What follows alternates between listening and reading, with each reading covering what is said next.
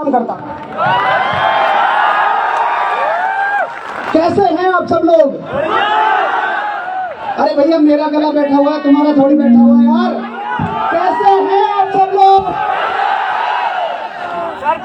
अब लगता है 2 लाइन आपके लिए सुनेंगे, मैं पूरे में घूमता रहूंगा, निश्चिंत रहें। अब लगता है कि दुनिया की भीड़ से निकलकर जिंदा लोगों में आ गया हूँ। दुनिया की भीड़ से निकलकर जिंदा लोगों में आ गया हूँ और मैं प्रयागराज के चुनिंदा लोगों में आ गया हूँ। तो काबिले तारीफ आपका प्यार है। मैं बस 2 मिनट लूंगा आपकी और एक बहुत ही प्रैक्टिकल मुद्दे पर बात करूंगा, और वो मुद्दा है कि पढ़ाई में मन ना लगना। कौन कौन ऐसे हैं जिनका पढ़ाई में मन नहीं लगता? सब कुछ ईमानदारी से बताएंगे। अच्छा, अब मैं पूछूं इंस्टाग्राम चलाने में किस किस का मन लगता है? बहुत ईमानदारी से बताएंगे। कौन कौन है जो इंस्टाग्राम ये देखने के लिए निकालते हैं कि बस 5 मिनट देखूंगा और कब 3 घंटे निकल जाते हैं पता नहीं चलता? तो इस मुद्दे पर बात करें तो बढ़िया रहेगा। मैं बस 2 मिनट की बात करूंगा। देखिए, सबसे ज्यादा जरूरी है अगर हम पढ़ाई में अपना ध्यान लगाना चाहते हैं तो हमारे पास एक उद्देश्य होना चाहिए। क्या होना चाहिए? 2 मिनट की बस मेरी बात है, 2 मिनट आपकी अटेंशन चाहूंगा, उसके बाद आपसे एक बहुत अच्छी बात पूछूंगा। क्या होना चाहिए हमारे पास? एक। अब चलिए उद्देश्य पे अगर मैं बात करूं तो ये बताइए ऐसे कौन कौन है जिनको अगर मैं ये कहूं कि तुम्हें यहां से लेके यहां तक चलना है और उसके तुम्हें मैं 1000 रुपये दूंगा, कौन कौन चल लेंगे यहां से लेके यहां तक? भैया बाकी लोगों को 1000 रुपये नहीं चाहिए? चाहिए।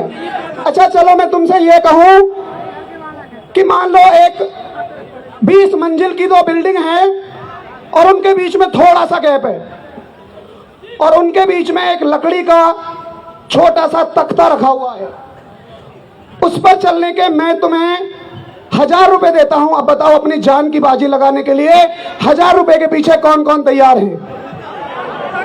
अरे भाई साहब मुझसे वैसे ही ले लेना यार, क्यों जान की बाजी लगा रहे हो? शायद कोई भी नहीं लगाएगा। अच्छा सुनो, अगर मैं तुम्हें बगैर 1000 रुपए के भी उन दोनों तख्तों पे चला दूं तो क्या मान जाओगे मुझे? चलो मान लेते हैं कि तुम्हारा घर इस बिल्डिंग की 20वीं मंजिल पे है और तुम्हारा छोटा भाई दूसरी बिल्डिंग की 20वीं मंजिल पे है। बिल्डिंग में दूसरी में आग लग गई है। अब मुझे बताओ अपने छोटे भाई को बचाने कौन बगैर पैसे के दौड़ा चला जाएगा? इसे कहते हैं पर्पस, इसे कहते हैं उद्देश्य। हर काम को करने का आपके पास एक उद्देश्य होना चाहिए। क्या तुम्हारे पास नौकरी पाने का कोई उद्देश्य है? किस किस के पास है? एक बार हाथ खड़ा करें। क्या उद्देश्य है? क्या हमारी आर्थिक स्थिति एक उद्देश्य नहीं है? सच बताइए। आप सब लोग मध्यम परिवार से हैं, मैं भी एक मध्यम परिवार से हूं। आप सब एक स्टूडेंट हैं, मैं भी कब स्टूडेंट रहा हूं, इसलिए मैं ज्यादा रिलेट कर पा रहा हूं कि मध्यम परिवार के बच्चों के पास कोर्स के लिए डिस्काउंट के समय पे फीस नहीं होती और वो बाद में कहते हैं कि सर मैं मजदूरी करके लाया था, मुझे डिस्काउंट दिला दो। क्या मैं सही कह रहा हूं? बहुत सारे बच्चे ऐसे होते हैं। देखिए, आप बड़े हो रहे हैं, आपके माँ बाप बुजुर्ग हो रहे हैं। जब आप छोटे थे तो माँ बाप ने आपकी जिम्मेदारी निभाई, जब आप छोटे थे तो आपके माता पिता ने आपकी जिम्मेदारी निभाई। अब वो बुजुर्ग हो रहे हैं, आपको उनकी जिम्मेदारी निभानी है। तो बहुत सारे उद्देश्य हो सकते हैं, तो जब हमें एक उद्देश्य रखना है। अब मैं लास्ट करूंगा अपनी लाइंस को और ये कहूंगा, बड़े ध्यान से सुनेंगे, कि हौसलों के तरकश में कोशिशों का वो तीर जिंदा रख। मेरे साथ बोलेंगे एक बार कि हौसलों के तरकश में कोशिशों का वो, हार जाए जिंदगी में सब कुछ मगर फिर से सब कुछ पाने की उम्मीद जिंदा रख, उम्मीद जिंदा रख। नमस्कार। जोरदार तालियां धर्मेंद्र सर के लिए। धर्मेंद्र सर, आपने एक बहुत बड़ी बात कही। बोल बोल के जो आप फेसबुक और इंस्टाग्राम की बात कर रहे थे, बोल बोल के मुझको डियर खा गया और इंस्टाग्राम और फेसबुक मेरा करियर खा गया। तो भैया इससे बचे रहिएगा। आप जिस व्यक्तित्व को मैं बुलाऊंगा, मेरे बिना कहे मैं गारंटी दे रहा हूं, आप कुर्सियों से उछल जाएंगे, खड़े हो जाएंगे, तालियों की आवाज लखनऊ तक जाने वाली है। दिल के मासूम, दिमाग के बेहतरीन को, चेहरे के मलूक, बहुत ही हसीन को, अब जिसको मैं बुलाऊंगा आप खड़े हो जाएंगे, क्योंकि मैं बुला रहा हूं भैया नवीन को। भैया जिसके लिए तालियों की गड़गड़ाहट के साथ आदरणीय नवीन भैया बहुत तालियों। Thank you.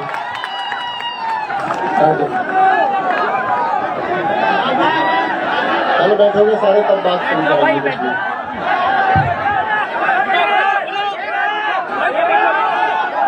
एक बार फिर से खड़े हो जाओ। चलो भाई यहाँ बैठ के बात करेंगे। आज बताना कोई भी पीछे में चला जाएगा।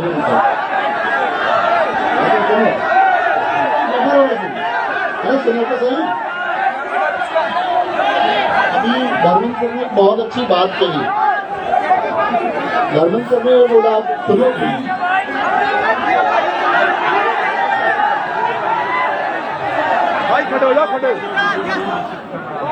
अभी धर्मेंद्र सर ने बहुत अच्छी बात की कि आपकी लाइफ में एक उद्देश्य होना चाहिए। तो धर्मेंद्र सर की बात करेंगे। सबसे पहले तो आप सबका यहाँ आने के लिए थैंक यू, बहुत दिल से स्वागत है कि आप लोग इतने सारे लोगों ने हाथ उठाए कि प्रयागराज के अलावा भी कई जगह से लोग आए। थैंक यू सबको यहाँ आने के लिए, पहली चीज। दूसरी चीज ये है कि तुम्हारे चेहरे की मुस्कुराहट बता रही है कि तुम सच में खुश हो।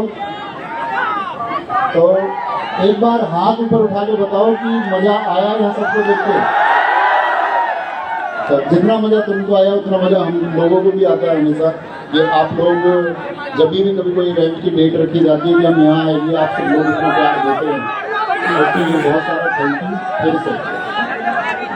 हाँ मेरी बात तो सुन लो, फिर मैं तुम्हारी बात सुनूंगा।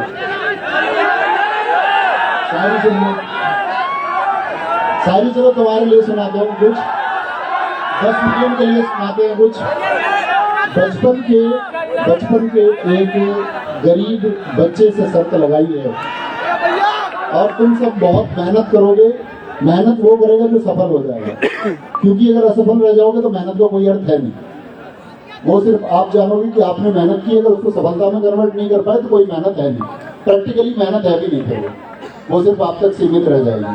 तो बचपन के एक गरीब बच्चे से शर्त लगाइए, सुनिए तुमने। बचपन के एक गरीब बच्चे से शर्त लगाई है, मैंने ख्वाब की खातिर नींदें गवाई हैं। हम लोग, आप लोग बहुत टूटे हैं, बहुत बिखरे हैं, तब जाके रब ने ये नियामतें सजाई।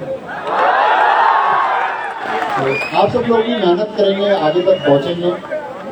देखो मैं धर्मेंद्र सर की बात को कंटिन्यू, ऐसा नहीं यार। देखो सुनो, अब तुम एक बात बताओ, कैटरीना कैफ को तुम टीवी पे देख रहे हो, अब ऐसे थोड़ी तुम्हें जब कैटरीना कैफ से निकल के हमारे कमरे में आ जा, दिखते भाई तुमको, ये क्या इधर आ जा, ऐसा मत करो भाई।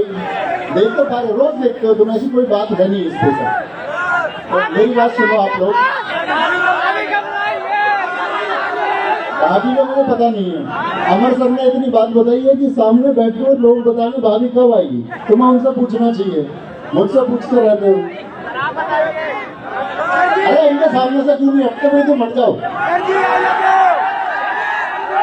जब मैं लगता है सर तो बताओ पहले तो।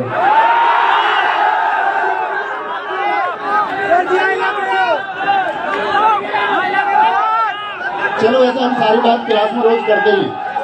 छोटी सी बात सुन लो, 1 मिनट की छोटी सी स्टोरी, चलते चलते बता दो, सुनते रहो।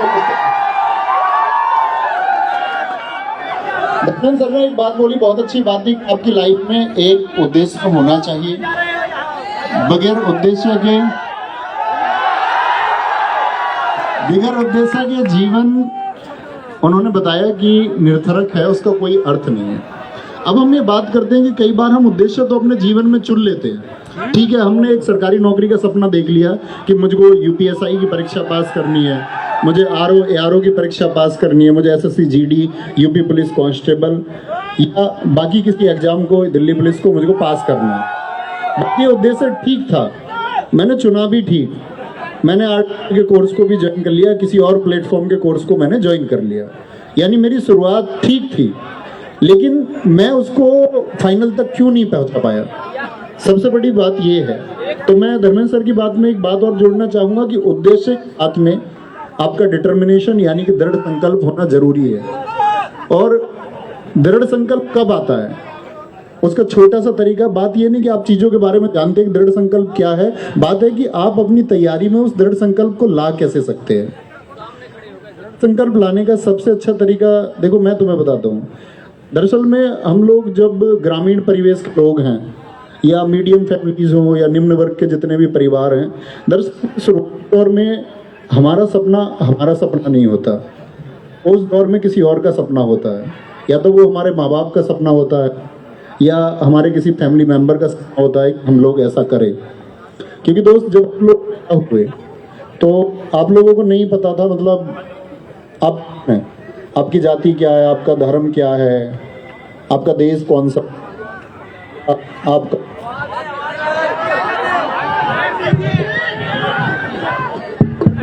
तो जब आपका जन्म हुआ, मैं ये कहना चाह रहा हूँ कि आपकी आइडेंटिटी आपको नहीं पता था कि आप हैं कौन। धीरे धीरे आपने सब लोग, जो लोग भी उम्र में बढ़ते रहे, उन्होंने सब लोगों ने यही जाना कि हम लोग हैं कौन, यानी कुछ चीज़ें हमारे ऊपर थोपी गई। जन्म हो, जाति हो, धर्म हो, किसी भी एक बहुत सारी चीज़ों को हमारे ऊपर थोप दिया गया और हमको ये बोल दिया गया कि हमको इसके साथ जीना है। जैसे आपके मोहल्ले में किसी की सरकारी नौकरी लगी तो उसकी चर्चाएं सुनी किसी बच्चे की, तो मीडियम फैमिलीज में एक रेस चला कि भाई गवर्नमेंट जॉब की तरफ हमको जाना चाहिए। उसका सही पक्ष ये भी है कि आप लोग व्यापार नहीं कर सकते, क्योंकि व्यापार के लिए जो पूंजी चाहिए वो अक्सर हम लोगों के पास शुरुआती दौर में नहीं होती। कल शायद आप लोगों के पास हो, लेकिन अभी नहीं होगी। तो सबसे अच्छा तरीका होता है कि भाई हम गवर्नमेंट जॉब की तरफ जाएं और उसको हम चुन लेते हैं। तो दोस्त, एक तो ये कि आपने गली मोहल्ले में किसी को वर्दी में देखा, आपके गांव में कोई सब इंस्पेक्टर बना, इसीलिए आप सब इंस्पेक्टर बनना चाहते हैं, तो वो ठीक है, ये आपका उद्देश्य हो गया। बेटा मैं चांटे भी लगा देता हूँ ऑनलाइन क्लास में भी, ये तो फिर भी सामने बैठ के नहीं, कोई नहीं, किसका वीडियो बनाने आए हो? वीडियो, हम आपकी जिंदगी बनाने आए हैं, तुम वीडियो बनाने के चक्कर में लग रहे हो। लव यू टू, बैठ जाओ। बात ये, मैंने बोला कि आपने किसी को देख के चुन लिया कि सब इंस्पेक्टर मुझे भी हो जाना है या कोई और नौकरी मुझे भी ले लेनी है, आपका उद्देश्य हो गया। डिटर्मिनेशन, दृढ़ संकल्प तब आएगा जब आप उस सपने को अपना बना लोगे, यानी आपने किसी और से जाना कि एक बेहतर तरीका है, अब आपको उस पर चलना होगा। तो गांव में कोई सेलेक्ट हुआ, वो अच्छी बात है, उसको देख के आपने सपना चुना, अच्छी बात है, लेकिन आपको उस सपने में वो डूब जाना है। क्योंकि दोस्त, अगर आप डूब जाओगे उस सपने में तो वो आसान हो जाएगा। आइंस्टीन का एक कथन है, a hour with a pretty girl on a bench is like a 1 minute, यानी एक खूबसूरत लड़की के साथ किसी बेंच पे बैठे हुए 1 घंटा 1 मिनट के जैसा लगता है। और a minute on a burning stove, a minute on a burning stove is like a 1 hour, it seems a 1 hour, यानी एक गरम स्टोव, जलते हुए स्टोव पर 1 मिनट बैठना भी 1 घंटे के बराबर लगता है। तो आप क्या चुनोगे, गरम स्टोव पर बैठना कि एक बेंच पर बैठना? मतलब इसमें कुछ नेगेटिव नहीं है, ये दरअसल में प्रेम है। प्रेम से हम तुम सब जन्मे हैं, हमारा जन्म उसी से हुआ है।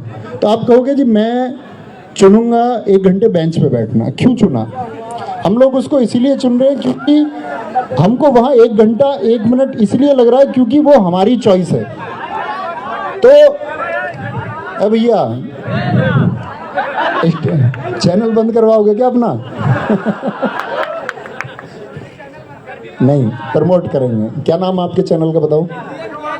इंडियन ब्लॉग स्टार, इनको भी सब्सक्राइब करना तुम लोग। तो मैं आपसे ये कह रहा था कि वो सपना आपका हो जाना चाहिए, अगर सपना आपका होगा तो वो 1 घंटा आपको 1 मिनट लगेगी। चॉइस आपकी है पढ़ाई की, तो आप किसी से पढ़ाई के घंटे नहीं पूछेंगे कि कितने घंटे पढ़ना चाहिए और किस सब्जेक्ट को कितना रेशियो या कितनी देर में पढ़ूं। ये सब क्वेश्चन अपने आप खत्म हो जाते हैं अगर आप पढ़ना जानते हैं। आप हमेशा देखोगे ये प्रश्न उस बच्चे के रहेंगे जिसको कभी पढ़ना नहीं है कि जी मैं कितने घंटे पढूं, कितनी देर किसको पढूं, मुझे मैथ ठीक नहीं है, मेरी जीके ठीक नहीं है, मैं क्या करूं, क्या मैं क्या डरूं, क्या मैं मरूं। ये सारे प्रश्न उसके होते हैं। तो आप एक अच्छे छात्र बनिए, उस सपने को अपना बना लीजिए और उसमें डूबना सीखिए और आगे बढ़ते रहिए।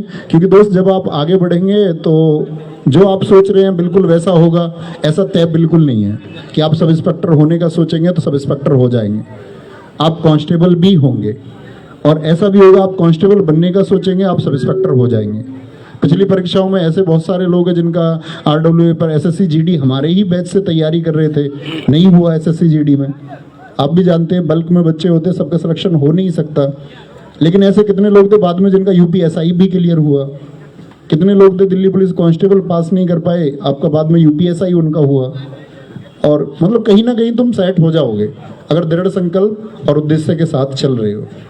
क्योंकि आप लोगों को बात ये है कि आप सब कुछ जानते हैं कि हारना नहीं है, और जब आप आगे चलेंगे तो योजनाएं बनती चली जाती हैं, वो आपको राह खुद दिखती चली जाएगी। कोई बताएगा या मैं कुछ बता के जाऊंगा कि भाई इसका फॉलो करना है तुमको, तो एज इट इज हम कभी फॉलो करते नहीं है। ना मैंने किसी की बात एज इट इज फॉलो की होगी, ना तुम करोगे, और मानव प्रवृत्ति यही है कि करती भी नहीं। लेकिन मैं आपसे ये कहूँगा कि टाइम टू टाइम जो अच्छी गाइडेंस आपको कहीं से भी मिले उसको जरूर फॉलो करते रहिए। अपना शेड्यूल डेली का बनाइए, डेली पढ़िए, छोटे टारगेट बनाओ, अचीव करो। ऐसा नहीं है कि अभी 12वीं कक्षा में है या 12th में आपने पास किया है, ग्रेजुएशन में आए हो, अभी तक आप गिरते पढ़ते छात्र थे और किसी यूट्यूब पे चलती हुई वीडियो को देख के आपने बोल दिया कि मुझे IPS ही बनना है। तो ऐसी जिद नहीं करनी है। वो चुनाव तब करना है जब आपको लगे कि हाँ मेरे अंदर वो योग्यताएं हैं, क्या मैं कर पाऊंगा या नहीं।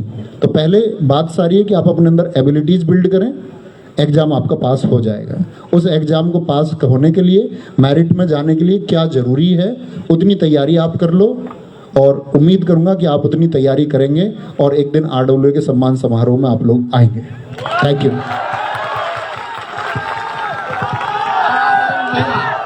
नवीन भैया जिंदाबाद, नवीन भैया RWA